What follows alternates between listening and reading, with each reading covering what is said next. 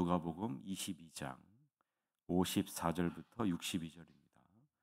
누가복음 22장 54절부터 62절 말씀 보겠습니다.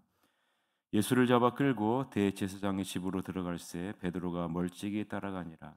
사람들이 뜰 가운데 불을 피우고 함께 앉았는지라. 베드로도 그 가운데 앉았더니 한 여종이 베드로의 불빛을 향하여 앉은 것을 보고 주목하여 이르되 이 사람도 그와 함께 있었느니라 하니 베드로가 부인하여 이르되 이 여자여 내가 그를 알지 못하노라 하더라.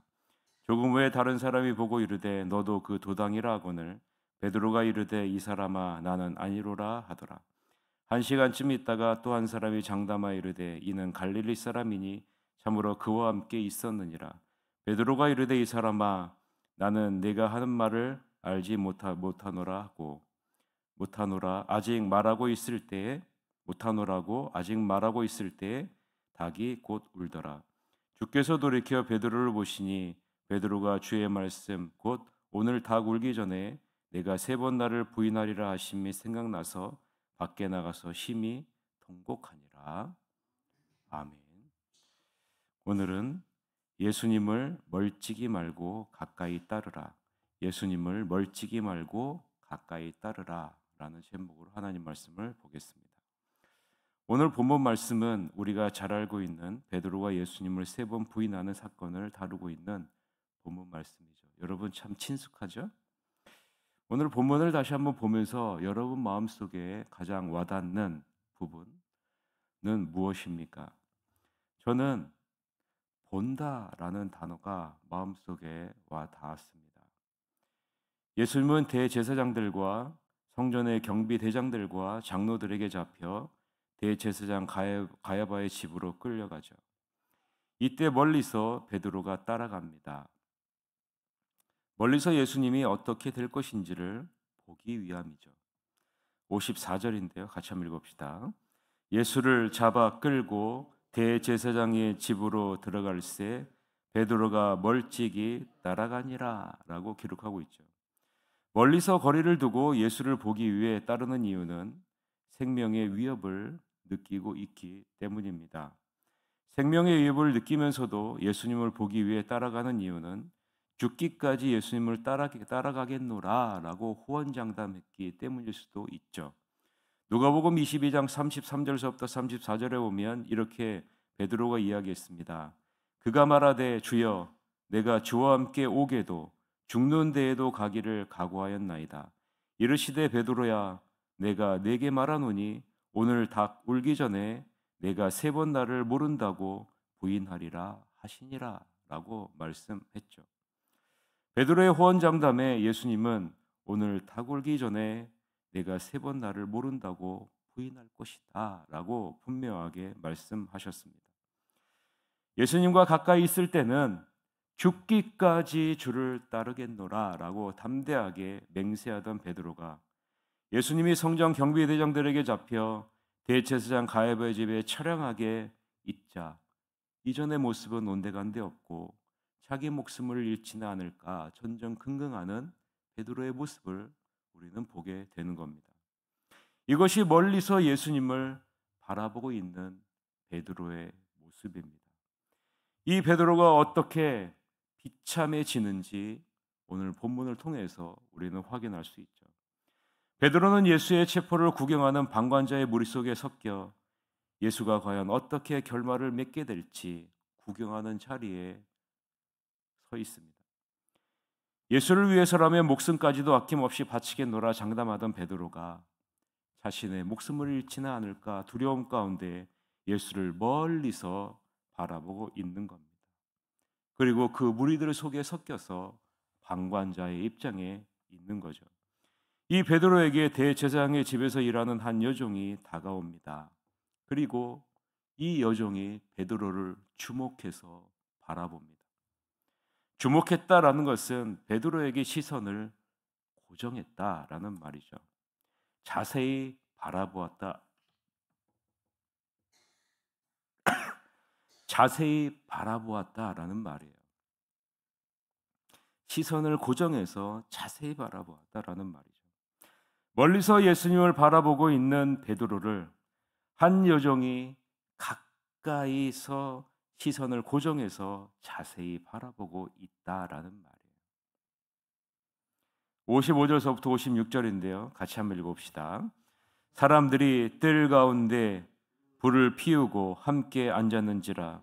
베드로도 그 가운데 앉았더니 한 여종이 베드로의 불빛을 향하여 앉은 것을 보고 주목하여 이르되 이 사람도 그와 함께 있었느니라 하니 라고 기록하고 있죠.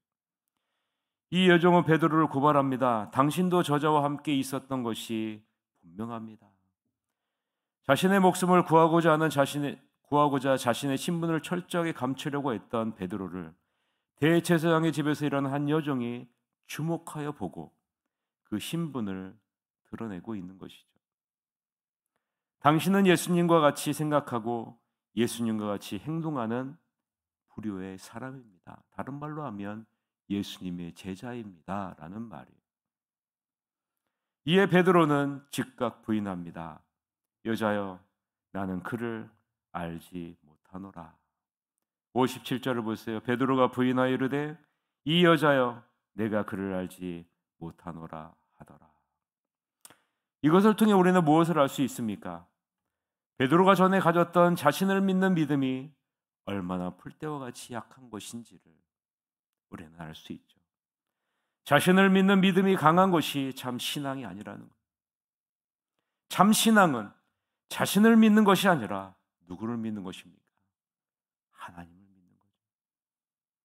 자신이 중심이 되어 믿는 신앙은 약한 여종의 말에도 두려워서 넘어질 수밖에 없는 겁니다. 그래서 여러분, 우리의 신앙이 어디 위에 세워져야 됩니까? 모래 위에 세워지면 안 되는 거예요. 반석 위에 세워져야 되는 겁니다. 예수 그리스도 위에 세워져야 되는 거예요. 하나님의 말씀 위에 세워져야 돼요. 이 세상의 환경이나 다른 사람이나 물질에 세워져 있으면 우리는 한 여종의 말에도 흔들흔들 넘어질 수밖에 없는 겁니다. 예수님과 가까이 있을 때 베드로의 모습과 예수님과 멀리 떨어져서 있는 베드로의 모습이 참 다르죠. 예수님을 가까이 주목해서 볼 때와 예수님을 멀리 떨어져서 바라볼 때 그것이 다르다라는 사실을 우리는 바라봐야 되는 겁니다.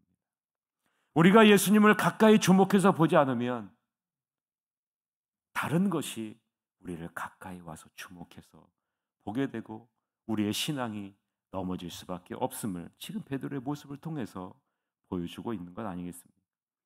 잠시 후에 다른 사람이 베드로를 봅니다. 그리고 말합니다. 58절 같이 읽읍시다. 조금 후에 다른 사람이 보고 이르되 너도 그 도당이라 하거늘 베드로가 이르되 이 사람아 나는 아니로라 하더라 라고. 또 다른 사람이 베드로를 보고 당신도 예수님의 제자라고 말합니다. 이때 베드로는 다시 한번 부인하죠. 나는 예수님의 제자가 아니라. 한 시간쯤 있다가 또 한 사람이 베드로를 바라봅니다. 그리고 자신 있고 단호하게 말합니다. 이 사람은 저자와 함께 있었던 자가 분명합니다. 왜냐하면 이 사람이 말하는 발음에는 갈릴리 사람이라는 증거가 차고도 넘칩니다. 갈릴리 방언으로 이야기하고 있기 때문이죠. 59절을 보세요. 한 시간쯤 있다가 또 한 사람이 장담하여 이르되 이는 갈릴리 사람이니 참으로 그와 함께 있었느니라 라고 말해요. 당시 유월절을 지키러 갈릴리 사람들도 많이 예루살렘으로 오죠. 그러나 대제사장의 집들 안에까지 갈릴리 사람들이 들어오는 일은 이례적인 일이에요. 당시 모인 사람들에게 갈릴리 발음을 하는 베드로는 튈 수밖에 없는 거죠. 이것을 알아본 사람이 자신 있게 베드로가 갈릴리 사람이고 예수와 함께 있었던 제자라라고 지금 말하고 있는 거예요. 이때 베드로가 뭐라고 말합니까? 60절 같이 읽어봅시다. 베드로가 이르되 이 사람아 나는 네가 하는 말을 알지 못하노라 하고 아직 말하고 있을 때 닭이 곧 울더라 라고 말하죠. 베드로는 당신이 무슨 말을 하는지 모르겠어 라고 부인해요. 그때 베드로의 마지막 말이 끝마치기도 전에 닭이 3번 울죠. 사랑하는 성도 여러분, 예수님을 멀리하고 멀찍이 예수님을 따를 때 우리가 어떻게 될 수 있는지를 베드로의 모습을 통해서 우리에게 보여주고 있는 것 아니겠습니까? 우리의 신앙이 나 자신의 믿음과 이 세상의 물질과 사람의 말과 환경 위에 세워져 있는 모래 위에 서 있는지, 아니면 예수 그리스도의 말씀, 예수 그리스도의 반석 위에 서 있는지, 어디 위에 서 있는지에 따라서 어떻게 달라질 것을 보여주고 있는 말씀 아니겠습니까? 여러분은 예수님을 멀리서 따르고 있습니까? 아니면 가까이서 따르고 있습니까? 여러분 예수님을 가까이 주목해서 바라보고 계십니까? 아니면 멀리서 바라보고 있습니까? 여러분은 모래 위에 세워져 있습니까? 아니면 반석 위에 여러분의 믿음이 세워져 있습니까? 중요한 것은 이런 우리들을 긍휼히 여기시고 불쌍히 여기시고 사랑하시는 예수님이 우리를 향해 가까이 다가오시고 우리를 가까이 주목해서 바라보신다라는 말입니다. 오늘 본문 61절을 보세요. 멀찍이 있던 예수님을 무리들이 뜰로 데리고 나왔을 때 이때 예수님은 돌이켜 베드로를 가까이서 동정과 연민의 마음으로 똑바로 바라보고 계십니다. 베드로는 어린 여종의 눈길은 피할 수 있었어도 예수님의 눈길은 피할 수 없죠. 여러분 우리가 그렇잖아요. 예수님의 눈길을 우리가 어떻게 피합니까? 예수님과 가까이 눈길이 마주치는 순간 어떤 일이 발생합니까? 예수님의 말씀이 생각나죠. 자신이 한 행동이 얼마나 예수님의 마음을 아프게 했을까? 그것이 생각나는 것 아니겠습니까? 그리고 심히 통곡하는 자리로 자기 자신이 한 행동에 대해 철저하게 회개하는 자리로 나아가는 것 아니겠습니까? 예수님의 눈빛에는 베드로에 대한 관심과 기대와 사랑의 마음이 담겨 있기 때문 아니겠습니까? 그 기대에 부응하지 못하는 행동을 한 베드로는 밖으로 나가 심히 통곡하며 자신의 잘못을 회개하고 있는 겁니다. 사랑하는 성도 여러분, 예수님과 거리가 멀어지면, 예수님을 가까이서 바라보지 아니하면, 예수님의 말씀에 우리가 서 있지 아니하면 우리의 믿음도 약해져요. 우리가 예수님을 늘 가까이 해야 하는 이유가 바로 여기에 있는 거예요. 우리가 하나님의 말씀을 늘 가까이 해야 되고 하나님의 말씀 위에 우리가 서기 위해 노력을 해야 되는 이유가 바로 여기에 있는 거예요. 그렇지 않으면 우리는 예수님의 마음을 아프게 하는, 주님을 부인하고 내 자신을 드러내는 그런 자리에 설 수밖에 없는 연약한 존재가 되는 겁니다.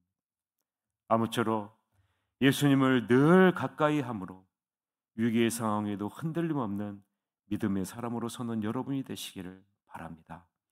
항상 주님과 시선을 마주보며 가까이 따라가며 온전한 믿음을 지키는 제자로서의 삶을 살아내는 여러분이 되시기를 주님의 이름으로 간절히 축원합니다. 이 시간에 다 같이 통성으로 기도합시다. 주님을 늘 가까이 바라보는 하나님의 제자가 될 수 있도록 이끌어 주옵소서. 내 믿음이 반석 위에 세워지게 하시고 세상의 어떤 곳에도 서는 믿음이 되지 않도록 인도해 주시옵소서. 그래서 온전한 믿음을 지키는 제자로서의 삶을 살 수 있도록 인도해 주옵소서라고 우리 다 같이 통성으로 기도하시러 가도록 하겠습니다. 기도하시겠습니다.